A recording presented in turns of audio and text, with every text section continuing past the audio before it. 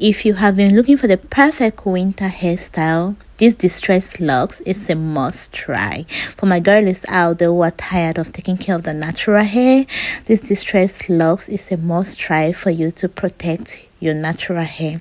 I decided to give a peekaboo kind of look, and hope y'all will stay tuned by watching. In today's video, darlings, I'm going to show y'all an easy step-by-step on how to achieve this look, how to do the distressed locks all by yourself or on someone else. If you haven't watched my other videos on how I get to do so many hairstyles, not only on myself but as well on others, make sure you subscribe, give me a thumbs up, and turn on that notification button for you wouldn't want to miss out on my upcoming videos. So to start off, you have to do a little braid like I did. Then you grab your soft locks. Don't mind me talking in the video like this. This is just a highlight from my TikTok live. So I was talking in the video. So you just have to grab your soft locks like I did with your crochet pin. Then you go through the loop of that soft crochet lock, and then you crochet in inside the braided the braids that you already did with your own natural hair. You pull it through your hair and the loop and pull it downward just like that. You have to make sure you secure it quite tight and clean. And this is not actually the color that I'm going in for. I decided to use this cream white, or the color 613, to give it that peekaboo kind of look. So in the course of me doing the wrapping, I'm going to use color 1 from these kinky hair extensions to do the wrapping. In the course of me doing the wrapping, I'm going to leave out some parts of this cream white to be seen in between. That's what gives it that peekaboo kind of look. I use the red one wax to keep my work looking neat and slick.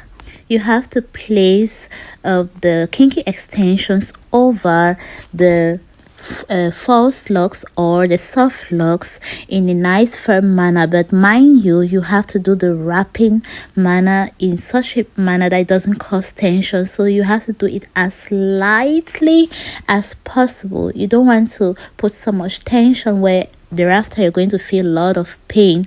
So make sure that the base is not very tight, because as you wrap around, it's going to get even way more tighter. As you can see, I'm trying to make a loop here with my finger. That's what gives it that distressed looks. So when you're trying to wrap it around, make a loop with your thumb and then wrap it over that loop and also underneath that loop. That in that manner, it's not going to look very smooth all through, and you have to give some spaces in between to make sure that the color underneath, like the cream white color, pokes through. And I'm just repeating the same process over and over again, as you can see here in the video. Make sure that you leave some spaces in between so that the color of your choice can poke through the black, as I'm using black and cream white here in the video.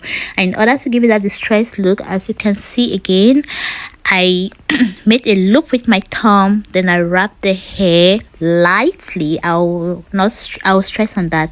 Make sure you do the wrapping lightly, because it gives it a very different texture and outcome when you do the wrapping lightly, and when you tension it, that's what gives it that distressed look. So if you don't understand, just keep on watching and watch through how I get to do it. It's pretty easy. It's not that complicated. Here I am doing the wrapping around my thumb again to give it that distressed look. We have come to the critical part of how to end the locks to give it that flawless look.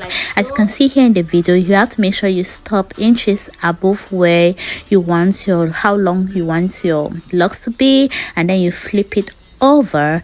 Then you start twining and wrapping around that edge upwards.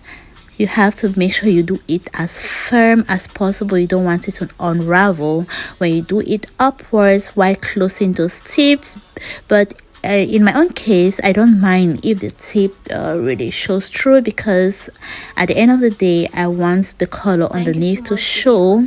And when you're done, if you think you don't want it to be looking too thick, you can cut it off and you flip it downward again to secure it. But sometimes when the ends are pretty too thick, it wouldn't secure very tightly, so you can trim excesses off, and that's that.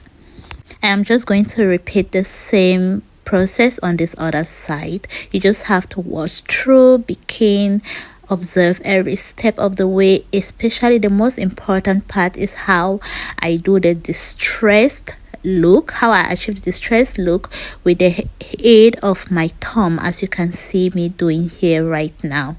So make sure you pay attention, and I really appreciate you all for tuning in. Thank you all so much for watching, and don't forget to subscribe if you haven't subscribed yet, and see you on my next video.